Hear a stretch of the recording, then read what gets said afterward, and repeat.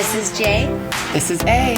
And this is Moxicated, where we drop the booze and walk through the reality of life alcohol-free. So grab your favorite mock, get ready to laugh, and let's get Moxicated.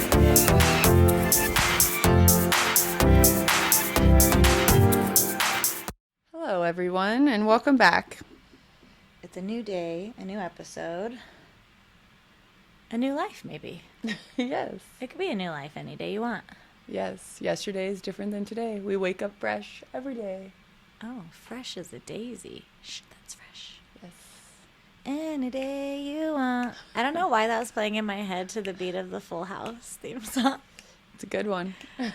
Did you see that Mary-Kate and Ashley Olsen have been resurfacing a little bit? Yeah, because they just turned 40. They're coming out. They were at like the Knicks game a few weeks ago. Love that. Still mad that we don't have a streaming service that has their videos. Seriously. They were like an integral part of my childhood.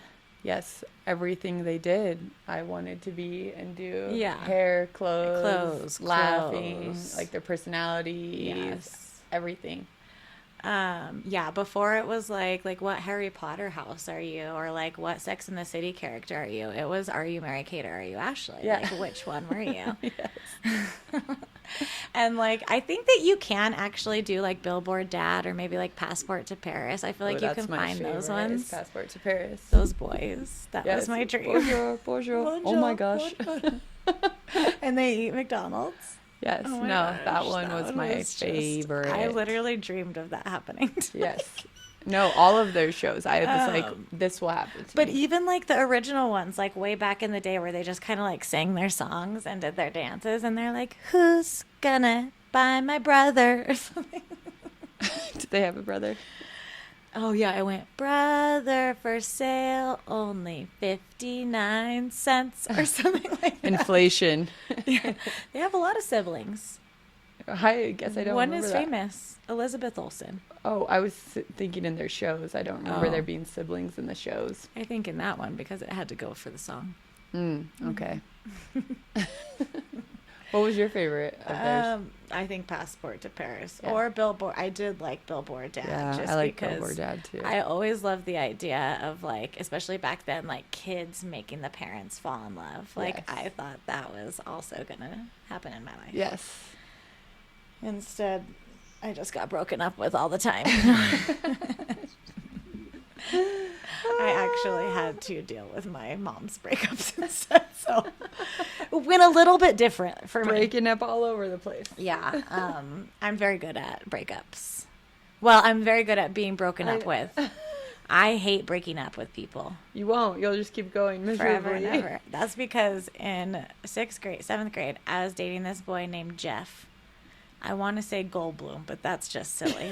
I think it was Gold something. And he was a very sweet boy, and I had to break up with him on AOL, not even Instant Messenger, I think on like AOL chat. Ooh, dark place. And I was in my computer room, I still remember, and I was like, I have to do it. And I think I cried for like 3 days. I didn't even like him. And you were the one breaking up with him? I broke up with him and I cried for 3 days. I felt horrible. I felt like I was the worst person ever. And then my whole life I got broken up with, and it probably validated that. I was like, see, it is horrible to break up with someone. That's why you mate for life. I always just avoided the person for the rest of the time. You're a ghost. Yeah, you were a I ghost did. before we knew what ghosting was. I was. Yeah, a lot of guys that were already in the friend zone that had no clue they were in no the idea friend they were zone. in the friend zone. They were in the friend zone the whole time. So never exited. Yeah, it wasn't even like you had to break up with them. It was like you had to be like, we actually never were. Like, Yeah. This isn't a breakup. This is a realization. I know, it's reminding me of this time in high school. We would go, when I was a senior, we would go to Taco Bell every Wednesday, but for some reason we called it Taco Bell Tuesday. What? But it was on Wednesday. Crunch And somebody asked me to go to prom in a taco. He like cahootsed with the Taco Bell employee and put the note in my taco. Ew. And then I opened it and I just said, no. and then ate the taco and then just acted like it never happened. Literally avoidant. So good. Avoidant. So good at that, like, though. Just avoided and then just pretended like nothing happened. And then we went back to school because on those days we would all like carpool. There would be like 5 to 10 people in each car. And I remember them just being like, I can't believe that just happened. And you just pretended like it was nothing. And then he never talked to, like, we were not friends anymore. And I was like, I didn't know, like, if I said no, we were never going to be friends again. I just don't really go to dances with boys. Well, that's fragile masculinity. I mean, come on, dude. You put a note in her taco. She could have eaten it. That's toxic. That sounds like felony. Yeah. Call the cops. Yeah, I think we should. Is there a statute of limitations on that? What is the worst way you've ever been broken up with? Have you ever been on New Year's Eve at 12 o'clock with my first boyfriend in college. What did he just say? We're done? Like, instead of kissing, he was like, no. It was because I was supposed to go, we were a long distance relationship, and I was supposed to go visit him like 3 days after. And I was you drunk guys weren't together. in the bathroom talking to him, and then was like, oh, I gotta run out. It's gonna be 12 in a minute. And he was like, well, guess what? We're done. Speaking of fragile masculinity. And then I cried through the whole 12 o'clock fun. And I came out and everyone was cheering, and I was like, he dumped me like a psycho, and cried the rest of the time. And that one was really hard for me to get over. That was the first guy after... Well, really the first guy I ever, like, called my boyfriend. My boyfriend. Yeah. Did he break up with you or almost break up with you over the Sarah Bareilles song?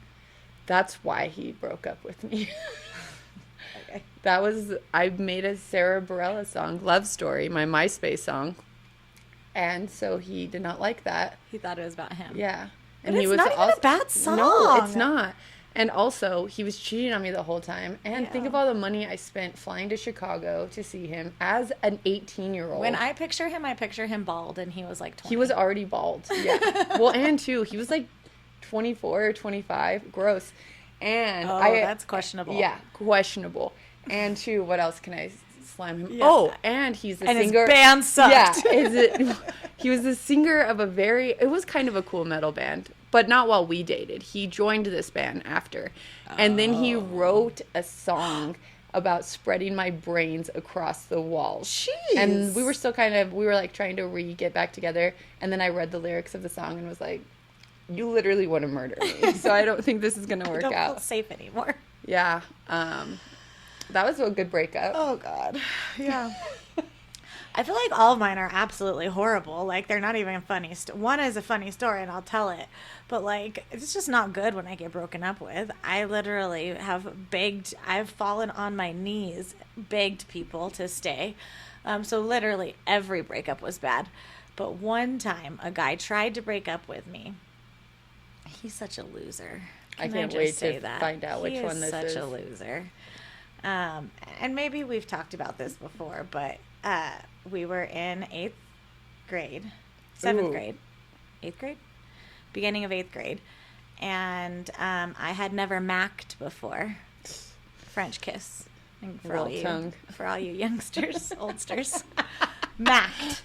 And so I was going to mack for the first time with my loser boyfriend. And it was after his football practice. So everybody was there, okay? Ew, I know who this all of is. my friends were there, and all of his friends were there. And back then, when you macked, everybody formed a fucking circle for some damn reason. Like, why? We're weird. We're like little weird children. We're like, hey, let's watch each other kiss. Like, weird. Anyways, that's what we did. I remember I would be so mad if I missed somebody macking. So I'm talking about myself here. And I was kissing him and just figuring out what that was all about. One of my friends was standing behind me telling me to close my eyes. Obviously, my eyes weren't closed because I was trying to figure things out. And he pulled away in front of everyone, wiped his mouth with his arm, and said, gross.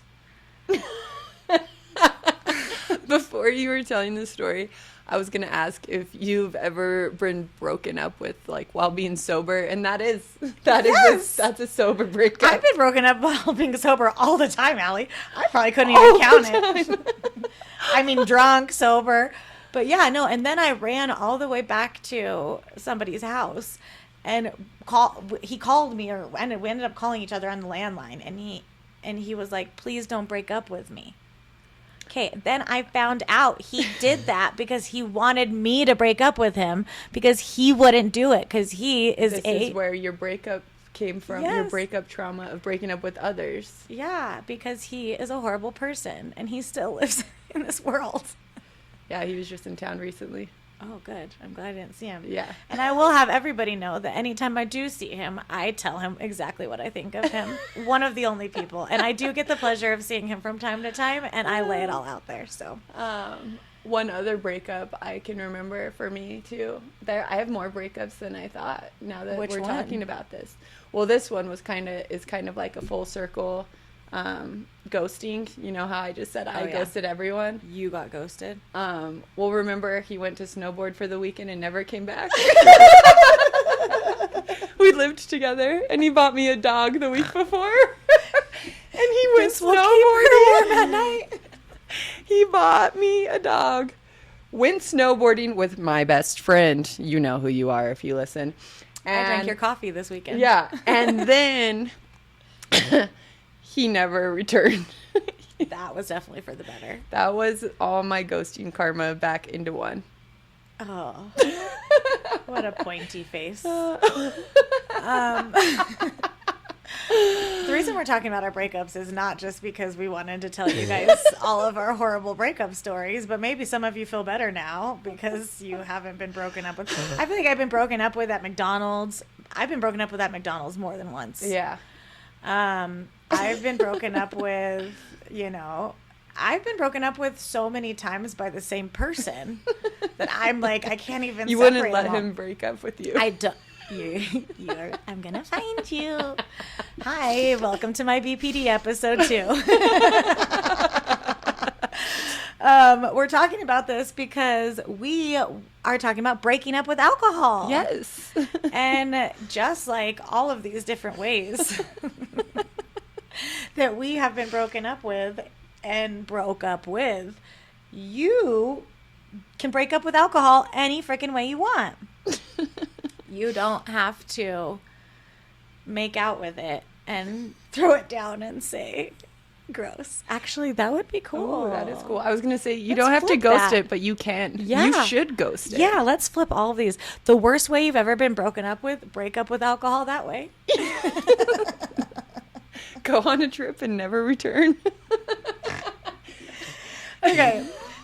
But if we wanted to talk about typical breakup archetypes, the ones you see in books and stuff. Books. You see in books. My books are not typical breakups, okay? Oh, We're I talking blood oaths. Oh, my God. Sorry. I've never done that, which is surprising. With that is. I think We I'm can change scared. that today. Okay, so the first one is clean cut. Like Allie said, ghosting. You just decide, I'm done. Yes, done. This Bye. moment on, I'm done. No explanation. Blocked, deleted, Yeah, all profiles. you're my little boo thing. The ghost. Oh, that's what I did. I literally clean cut.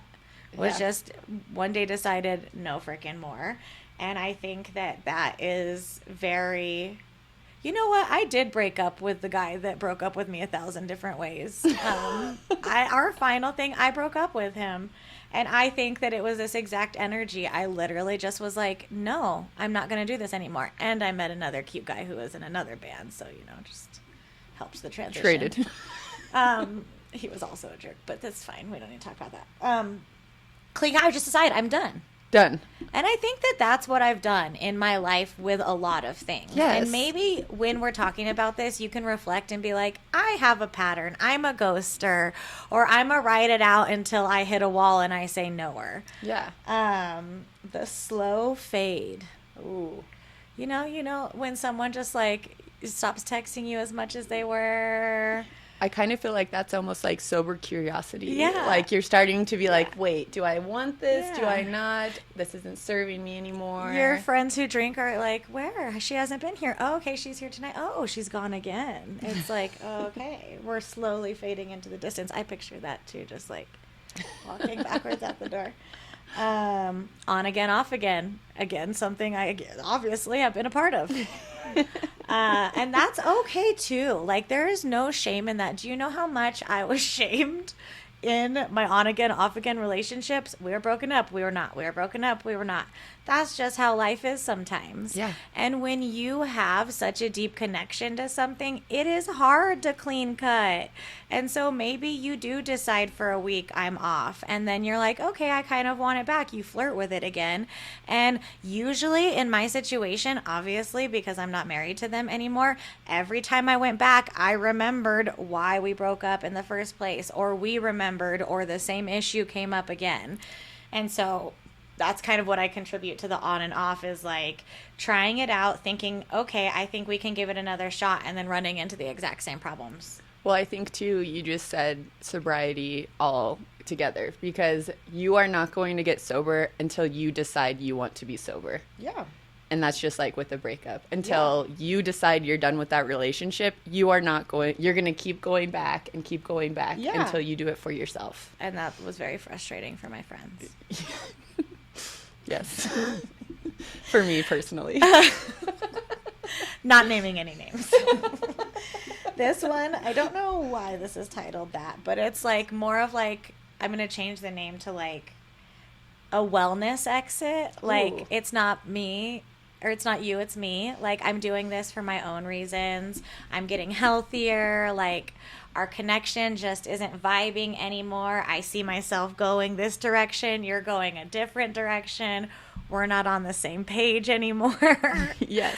I'm just not into you anymore. All those things. Yes. And, you know, how do we get to that point? We get to that point by maybe like pouring into ourselves through routine, ritual, working out, journaling, maybe kind of finding a spiritual path, going to, I don't know, sound baths. I heard those are really cool.